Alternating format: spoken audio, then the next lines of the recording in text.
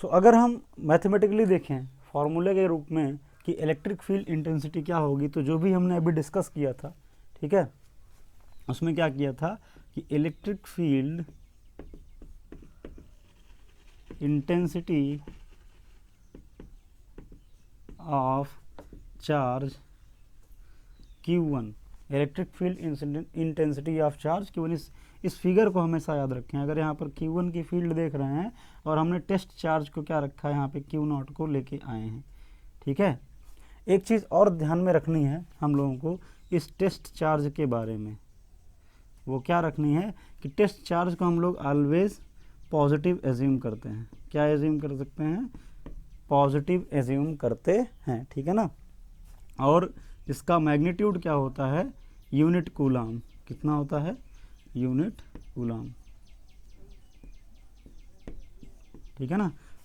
Unit coulomb हम लोग क्या करते हैं, इस टेस्ट चार्ज को एज्यूम करते हैं। तो ये थोड़ा सा टेस्ट चार्ज के बारे में इंफॉर्मेशन है कि हम इसको पॉजिटिव लेके चलते हैं, ठीक है। उसी के अकॉर्डिंग हम डायरेक्शन बनाएंगे, फोर्स की डायरेक्शन ना, इस तरीके से।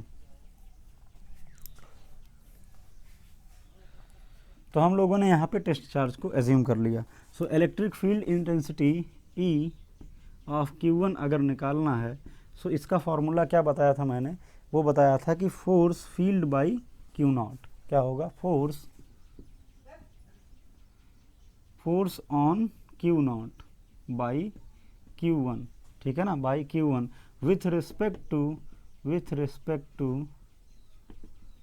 Q0, ठीक है ना, Q0 के रिस्पेक्ट में देखना है।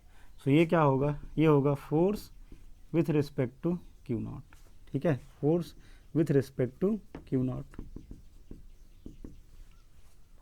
अगर मैं बोलूं कि ये पॉइंट P है, अगर मैं बोलूं कि ये पॉइंट क्या है? P है, जिसकी डिस्टेंस Q1 से R है, जिसकी डिस्टेंस Q1 से क्या है? R है। मतलब कि अगर हम यहाँ पर कोई पॉइंट है Q1 से R डिस्टेंस पे, ठीक है, ऐसे अगर इस चीज़ को यहाँ पर ड्रॉ करें कि अगर Q1 चार्ज दे रखा है और बोला जाए कि उससे R डिस्टेंस पे जो पॉइंट मिलता है P, वहाँ पर बताओ Q1 की इलेक्ट्रिक फील्ड इंटेंसिटी या फिर Q1 के इफेक्ट का मैग्नीट्यूड क्या होगा, ठीक है। इफेक्ट को मेज़र कैसे करते हैं? इस क्वांटिटी से। इस इफेक्ट को मेज़र करने के लिए हमने एक क्वांटिटी बनाई जिसका नाम क्या है? इलेक्ट्रिक फील्ड इंटेंसिटी, ठीक है। सो उसका जो मैग्नीट्यूड होगा वो कितना होगा, इसको कैलकुलेट करने के लिए हमने क्या बुलाया? टेस्ट चार्ज को बुलाया, Q0 को यहाँ पे, ठीक है ना, इस तरीके से। और यहाँ पर Q0 पे कितना फोर्स लग रहा है वो हमने कैलकुलेट कर लिया, तो हमको इफेक्ट मिल जाएगा। सो मेन फार्मूला ये है, ठीक है। इस फार्मूले से हम उसको बनाते हैं। सो फोर्स कितना लगेगा? 1/4 पाई एप्सिलॉन नॉट, दोनों चार्जेस का multiply, Q1 into Q0 divided by distance का स्क्वायर, डिस्टेंस R स्क्वायर हो गया, है ना, डिवाइड बाई हम इस चार्ज से करेंगे Q0 से। सो Q0 क्या हो जाएगा? कैंसिल आउट हो जाएगा। सो EQ1 क्या निकल के आ गया? EQ1 निकला 1/4 pi epsilon naught Q1/R square, Q1/R square. या अगर हम इस फॉर्मूले को यहाँ पर लिखें सो क्या हो जाएगा? E इज इक्वल टू, अगर किसका? चार्ज Q की E देख रहे हैं, इलेक्ट्रिक फील्ड इंटेंसिटी, तो क्या होगा? 1/4 pi epsilon naught charge Q divided by distance का स्क्वायर, ठीक है। सो इलेक्ट्रिक फील्ड इंटेंसिटी किसकी? अगर Q चार्ज की, कोई भी चार्ज हो कहीं पर भी हो, मान लेते हैं Q चार्ज यहाँ पर है, इससे R डिस्टेंस पे हमको कोई पॉइंट है P, यहाँ पर क्या चाहिए? Electric field intensity at point P। अगर ये चाहिए तो ये क्या होगी? 1/4 pi epsilon naught charge Q divided by distance का स्क्वायर, ठीक है। सो ये क्या आ जाएगी? इलेक्ट्रिक फील्ड इंटेंसिटी आ जाएगी। इलेक्ट्रिक फील्ड इंटेंसिटी एक वेक्टर क्वांटिटी है, ठीक है। इलेक्ट्रिक फील्ड इंटेंसिटी एक वेक्टर क्वांटिटी है। इसका मतलब ये रिलेशन अभी गलत है। क्यों गलत है? क्योंकि यहाँ पर इलेक्ट्रिक फील्ड वेक्टर लगा है और यहाँ पर एक स्केलर क्वांटिटी है, यहाँ पर एक वेक्टर लगा है और यहाँ पर स्केलर क्वांटिटी है, ठीक है। सो यहाँ पर ये जो चीज़ हमने निकाली है ये क्या है? इस इंटेंसिटी का मैग्नीट्यूड है, इसलिए हम यहाँ पे क्या लगा देंगे? मैग्नीट्यूड। और यहाँ पर भी क्या लगा देंगे? मैग्नीट्यूड, ठीक है। सो ये इलेक्ट्रिक फील्ड इंटेंसिटी का मैग्नीट्यूड है। अगर डायरेक्शन देखनी है तो डायरेक्शन क्या होगी?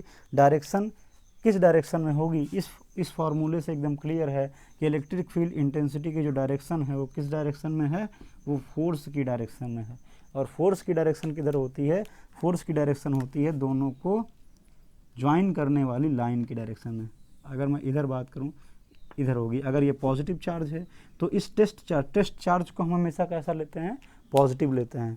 तो अगर ये चार्ज पॉजिटिव होगा तो ये इसको रिपेल करेगा, इसका मतलब पॉजिटिव चार्ज की जो फील्ड होगी वो बाहर की तरफ होगी, पॉजिटिव चार्ज की जो फील्ड होगी वो बाहर की तरफ होगी, ठीक है। अगर ये चार्ज नेगेटिव होता तो टेस्ट चार्ज को अपनी तरफ अट्रैक्ट करता, तो फील्ड कैसी होती, फील्ड अंदर की तरफ होती है ना, इस तरीके से होती। सो हम इसको क्या लिखते, electric field due to charge minus Q, ठीक है। तो एक बात ध्यान में रखनी है कि इलेक्ट्रिक फील्ड इंटेंसिटी जो होगी माइनस क्यू चार्ज के लिए इनवर्ड होगी, इनवर्ड, और प्लस क्यू चार्ज के लिए आउटवर्ड होगी। तो अगर ऐसे ही हम ड्रॉ करें तो क्या होगा, यहाँ पे अगर प्लस क्यू चार्ज बना हुआ है, यहाँ पे अगर प्लस क्यू चार्ज है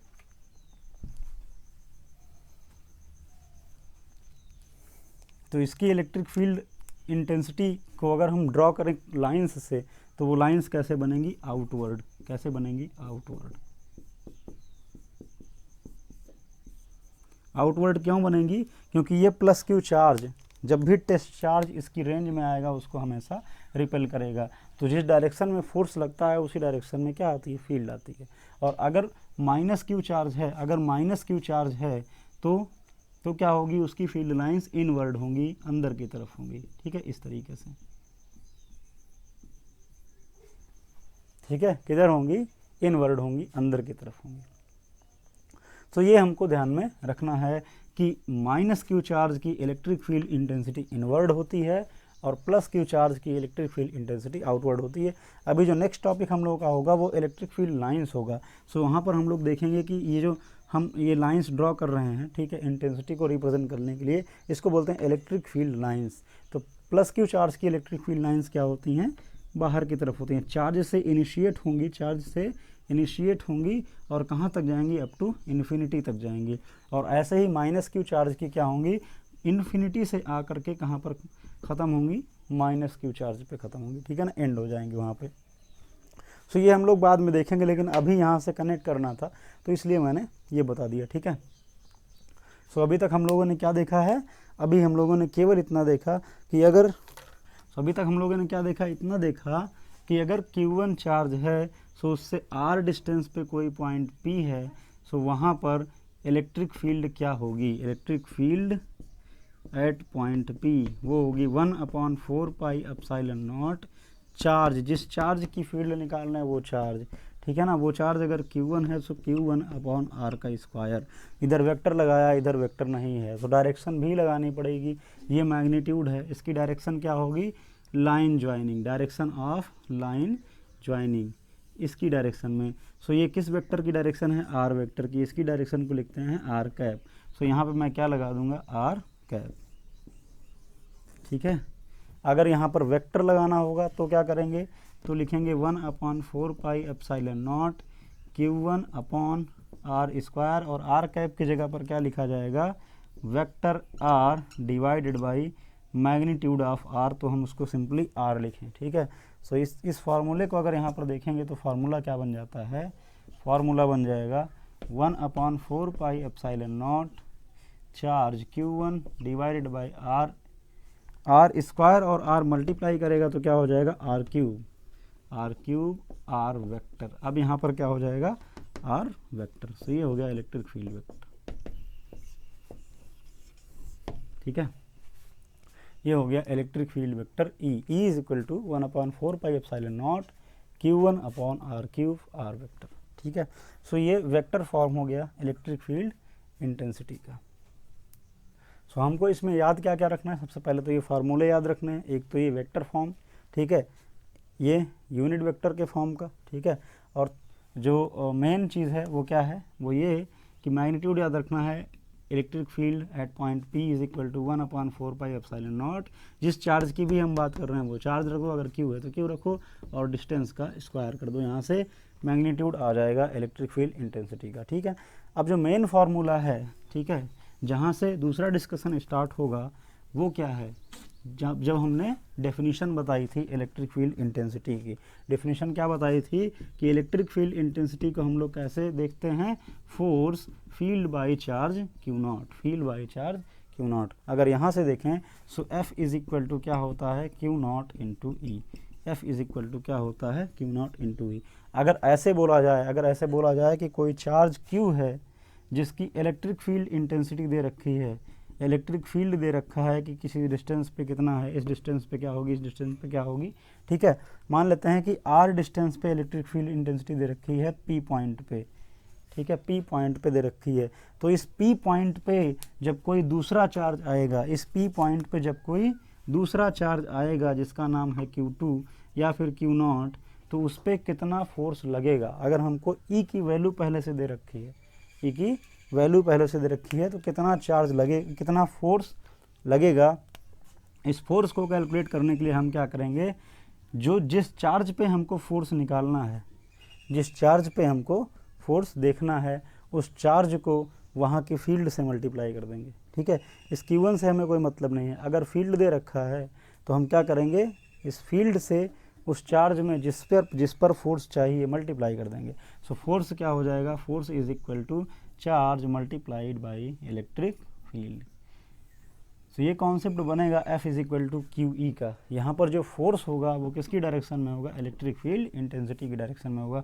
सो सपोज करो कि ये एरिया है जहाँ पर इलेक्ट्रिक फील्ड लाइंस ऐसे हैं, फील्ड लाइंस हम डिस्कस करेंगे, ठीक है। इसका मतलब होता है पैरेलल फील्ड लाइंस का मतलब होता है कि जहाँ पर इलेक्ट्रिक फील्ड इंटेंसिटी एक जैसी हो, यूनिफॉर्म, ठीक है। मान लेते हैं कि इलेक्ट्रिक फील्ड इंटेंसिटी की वैल्यू कितना है, ई है, हर जगह पे इतनी ही इलेक्ट्रिक फील्ड इंटेंसिटी है।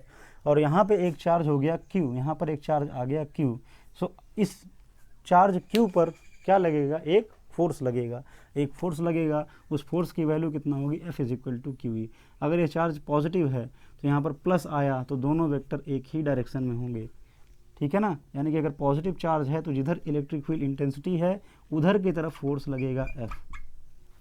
लेकिन अगर ये चार्ज नेगेटिव है, माइनस क्यू है, अगर यहाँ पे माइनस क्यू है तो जो फोर्स लगेगा वो फोर्स क्या हो जाएगा, F is equal to minus Q E. Minus Q E का मतलब अब ये वेक्टर कैसा हो गया, F जो वेक्टर है वो माइनस ई वेक्टर की साइड की डायरेक्शन में है। माइनस ई वेक्टर का मतलब अपोजिट, तो यहाँ पर जो फोर्स लगेगा वो इस डायरेक्शन में लगेगा, ये हो गया F, क्योंकि ये जो वेक्टर है वो माइनस ई वेक्टर है, ठीक है। सो ये ध्यान में रखना है कि जब भी इलेक्ट्रिक फील्ड इंटेंसिटी E के एरिया में, के रीजन में, के रेंज में, इलेक्ट्रिक फील्ड में कोई चार्ज प्लस क्यू होगा तो इलेक्ट्रिक फील्ड की डायरेक्शन में एक फोर्स लगेगा जिसकी वैल्यू क्या होगी, F is equal to Q E, ठीक है। और अगर चार्ज माइनस क्यू है तो फोर्स अपोजिट डायरेक्शन में लगेगा जिसकी वैल्यू क्या होगी, F is equal to minus Q E, ठीक है। सो इस तरीके से हम फोर्स कैलकुलेट करते हैं अगर हमको फील्ड दे रखा है, और अगर फोर्स दे रखा है या फिर चार्ज दे रखा है तो इलेक्ट्रिक फील्ड इस फॉर्मूले से कैलकुलेट करते हैं, ठीक है। सो ये है complete discussion of electric field intensity.